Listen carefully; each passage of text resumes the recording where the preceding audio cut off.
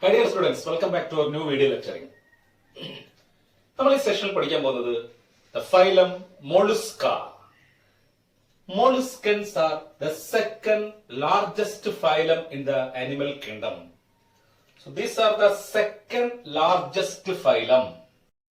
The second largest phylums are Mollusca. Then these molluscans are aquatic animals. These are aquatic, seen in water, and some are terrestrial. Some are terrestrial forms. So both aquatic and terrestrial animals are found in the animal group Mollusca. Then here, aquatic animals are either marine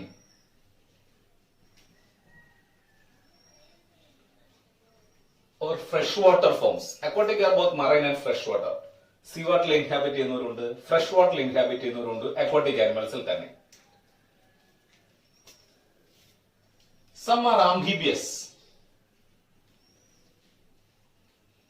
Some are found in both aquatic and terrestrial habitat. So some are amphibious animals in this group Mollusca. Then these molluscans, these are a group of bilaterally symmetrical triploblastic animals having organ system level of organization. ഇതിപ്പോ നമ്മൾ repeat ചെയ്ത് വരുവാണ് letter Platyhelminthes മുതൽ എല്ലാം അങ്ങനെ തന്നെ bilaterally symmetrical triploblastic animals having organ system level of organisation. Here also these are bilaterally symmetrical triploblastic animals and they have organ system level of organisation. And these molluscans are coelomates. The true coelomates, the coelom found in these molluscans also, and these molluscans are schizocoelomates, particularly schizocoelomate. So the true coelom present in molluscans, so they are coelomates. And these molluscans have blood-filled body cavity called as hemocoel. They have blood-filled body cavity, as like arthropods. These animal groups also have blood-filled body cavity called as hemocoel. അപ്പോൾ ഇവിടെ കാണുന്നു blood filled ആയിട്ടുള്ള body cavity. That blood filled body cavity is called as hemocoel. They have unsegmented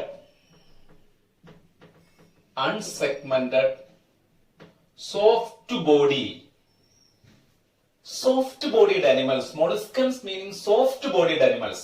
They have unsegmented, segmentation illata, unsegmented soft body covered by calcareous shell. Means the shell made up of calcium carbonate is called as calcareous shell. So they have unsegmented soft bodies covered by calcareous shell. So these are molluscans. Mollusca shelled animals ആണ്. ആ shelled animalsന് unsegmented സോഫ്റ്റും ആയിട്ടുള്ള ബോഡിയാണ് അതിനെ cover ചെയ്ത് calcium carbonate shell കാണുന്നു. നമ്മൾ കണ്ടത് നമ്മളിപ്പോ കക്ക, അതുപോലെ കല്ലുമ്മക്ക, മസൽ അതൊക്കെ എടുത്തു കഴിഞ്ഞാൽ അവർക്ക് സോഫ്റ്റ് ബോഡിയാണ്. ആ സോഫ്റ്റ് ബോഡിയെ കവർ ചെയ്ത് ഷെല്ലും കാണുന്നു. ഇനി their unsegmented soft body is differentiated into 3 regions. ഇവർക്ക് അൺസെഗ്മെന്റഡ് സോഫ്റ്റ് ബോഡിയാണ്, അതിനൊരു 3 region ആയി ഡിഫറൻഷിയേറ്റ് ചെയ്യുന്നു. Let's see. See, this is their soft body, unsegmented soft body ആണ്. This unsegmented soft body is differentiated into 3 regions. നോക്കാം ഏതൊക്കെയാണ് ആ 3 regions. They are head,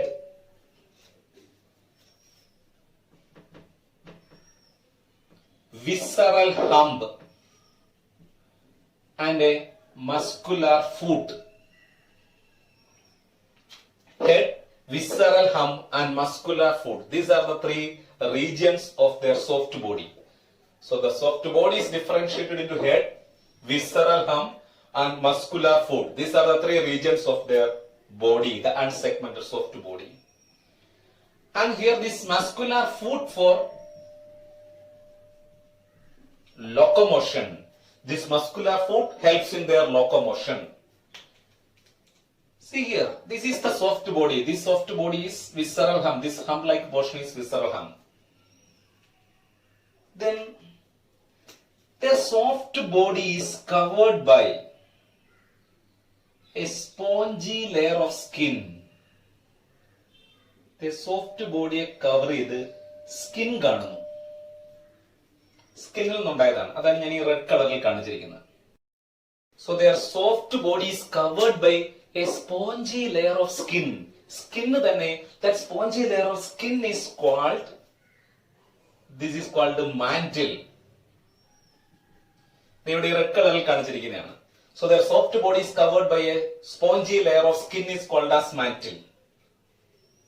This mantle secrete this calcareous shell. നേരത്തെ പറഞ്ഞു അവരുടെ ബോഡിയെ പ്രൊട്ടക്ട് ചെയ്ത് കാൽഷ്യം കാർബണേറ്റ് ഷെൽ ഉണ്ടെന്ന്. That shell is secreted by this mantle. മാന്റിലിന്റെ സെക്രീഷൻ ആണ് ഈ കാൽഷ്യം കാർബണേറ്റ് ഷെൽ എന്ന് പറയുന്നത്. So this soft skin is mantle. Mantle secrete the calcareous shell. അതിന്റെ റിസൾട്ട് ആണ് മോളിസ് ഷെൽഡ് ആനിമൽ ആയി മാറിയത്. ഇനി ഇത് മാന്റിലും ഇത് വിസറൽ ഹമ്പും അല്ലേ? അതിനിടയിൽ തന്നെ ഇത്രയും ഒരു സ്പേസ് ഇല്ലേ? This space between mantle and visceral hump is called mantle cavity. The space between mantle and visceral hump is mantle cavity. മാന്റിലിനും വിസറൽ ഹമ്പിനും ഇടയിലുള്ള സ്പേസിനെയാണ് മാന്റിൽ ക്യാവിറ്റി എന്ന് പറയുക. ഓക്കെ, ഇനി നമ്മൾ ഈ സ്പോഞ്ചസിന്റെ മാന്റിൽ ക്യാവിറ്റി എടുത്താൽ ഈ മാന്റിൽ ക്യാവിറ്റി എസ്പെഷ്യലി ഹെഡിനോട് നിയർ ആയിട്ടുള്ള റീജിയനിൽ this mantle cavity contain a feather like structure. ഈ മാന്റിൽ ക്യാവിറ്റിയിൽ ഒരു feather like structure കാണുന്നുണ്ട്. This feather like structure seen in their mantle cavity called, ഈ സ്ട്രക്ചർ എന്ന് പറയുക, this feather like structure seen in their mantle cavity called ctenidia or gills. This feather-like structure seen in their mantle cavity is called as ctenidia or gills. This is for respiration, for the gaseous exchange.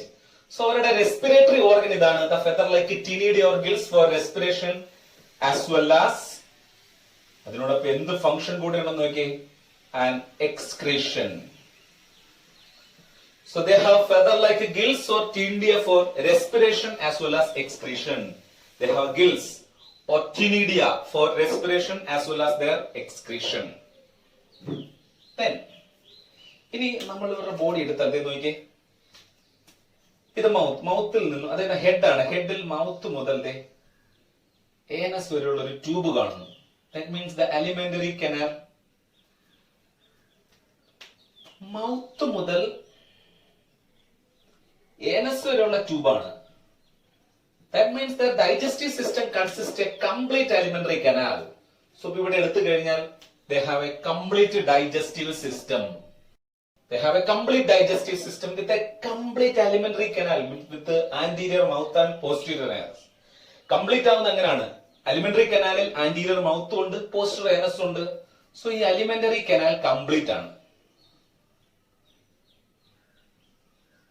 alimentary canal anterior ആയി മൗത്തും കാണുന്നു, posterior anusഉം കാണുന്നു. So complete digestive system. And their mouth contain, mouth open ചെയ്യുന്ന ഈ cavity നമ്മൾ നോക്കിയാൽ ഇവിടെ ഒരു specialised feeding organ കാണുന്നുണ്ട്. So inside the mouth contain a file-like rasping organ. A file-like rasping organ for feeding. A file-like rasping organ for feeding called radula. A file-like rasping organ for feeding called as radula.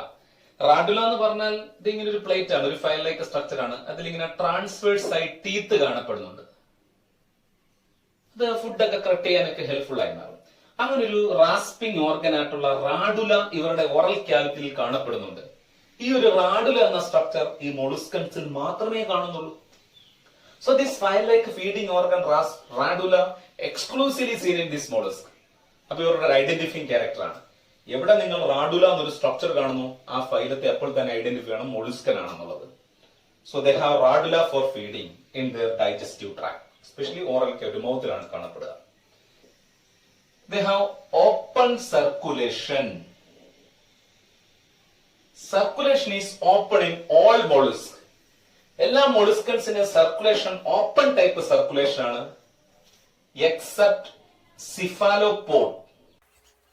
സിഫാലോപോഡ്സിൽ വരുന്നതാണ് devil fish, Loligo, squid. നമുക്ക് example പറയാം. ആ സിഫാലോപോഡ്സിൽ മാത്രം closed type circulation ആണുള്ളത്. ബാക്കിയുള്ള എല്ലാ മൊളുസ്കൻസിനും open സർക്കുലേഷനും സിഫാലോപോഡ്സ് എന്ന മൊളുസ്കൻസിൽ closed സർക്കുലേഷനുമാണ് കാണുക. So all molluscans have open circulation except cephalopods. The cephalopods have a closed circulation. Next character, here sexes are separate. So you are dioecious ആണ്. Sexes separated mean dioecious. Male and female separated ആണ്. Then the reproduction is only sexual. Sexually മാത്രം reproduce ചെയ്യുന്നവരാണ്. So reproduction is only sexual. Then their development is indirect. Their development is indirect with the larval stages. Larval stages like veliger, glochidium, etc. are the larval stages of this mollusc. So their development is indirect with the larval stages. And they are oviparous animals. Means egg laying. These are the general characters of the phylum Mollusca. Okay. Examples of phylum mollusk. ഞാൻ അതിന് ഈ molluscans എന്ന group ചെയ്ത് പറയാൻ പോവാണ്. Molluscansil കുറെ classes കാണുന്നത് നോക്കി. These classes are first one class Monoplacophora. ആ മോണോപ്ലാക്കോഫോറ എന്ന ആനിമൽ ഗ്രൂപ്പിൽ ഇൻക്ലൂഡ് ചെയ്തിരിക്കുക അല്ലെങ്കിൽ ആ ക്ലാസ്സിൽ ഇൻക്ലൂഡ് ചെയ്തിരിക്കുന്ന ആനിമൽ ആണ് നിയോപ്പലൈന. അപ്പൊ മോളുസ്കൻ ഒരു എക്സാമ്പിൾ ആണ് നിയോപ്പലൈന. ഈ നിയോപ്പലൈനയുടെ പ്രത്യേകത വളരെ പ്രിമിറ്റീവ് ആയിട്ടുള്ള ഒരു ആനിമൽ ആണ്. This is the oldest non മോളുസ്ക്.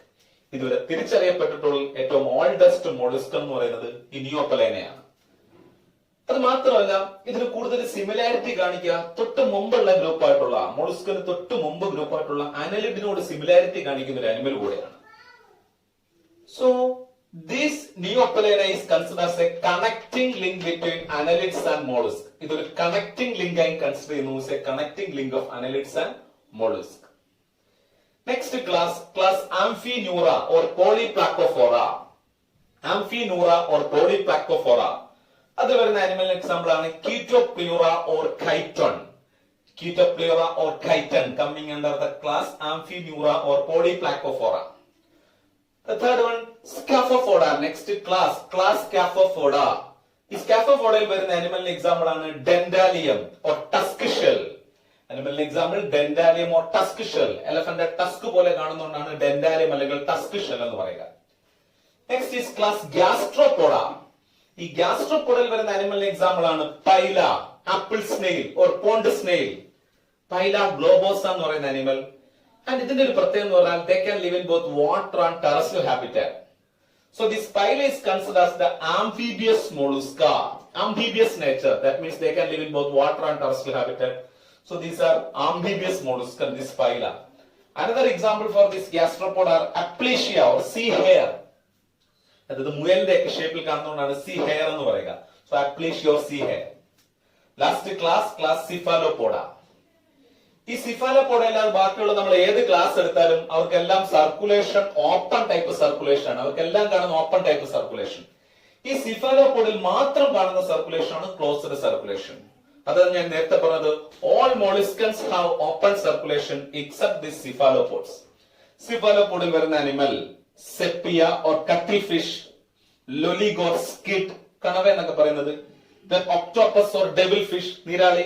അപ്പൊ ഇവരൊക്കെ എന്തിന് എക്സാമ്പിൾ ആണ്? Cephalopods, Sepia or cuttlefish, Loligo or, squid, octopus or devil fish. ഇത്രയും അനിമൽസും ഇൻക്ലൂഡ് ചെയ്തിരിക്കുന്നത് സിഫാലോപോഡിലാണ്. അപ്പൊ ഇതിൽ ഏത് അനിമൽ എടുത്ത് ചോദിച്ചാലും ഇവർക്കെല്ലാം എന്താണ്? ക്ലോസ്ഡ് സർക്കുലേഷൻ കാണുന്നവരാണ്. ഇനി ഡെവിൽ ഫിഷ് എന്ന് പറഞ്ഞാൽ this is the mollusc without shell. ഇവർക്ക് ഷെല്ലില്ല. ഷെല്ലില്ലാത്ത മോളുസ്കനാണ് ഒക്ടോപ്പസ് അല്ലെങ്കിൽ ഡെവിൽ ഫിഷ് എന്ന് പറയുന്നത്. അപ്പൊ ഇത്രേ ഉള്ളൂ മോളുസ്കൻസിന്റെ ജനറൽ ക്യാരക്ടേഴ്സും അതിന് എക്സാമ്പിൾസ് എന്ന് പറയുന്നത്. ഓക്കെ അല്ലേ?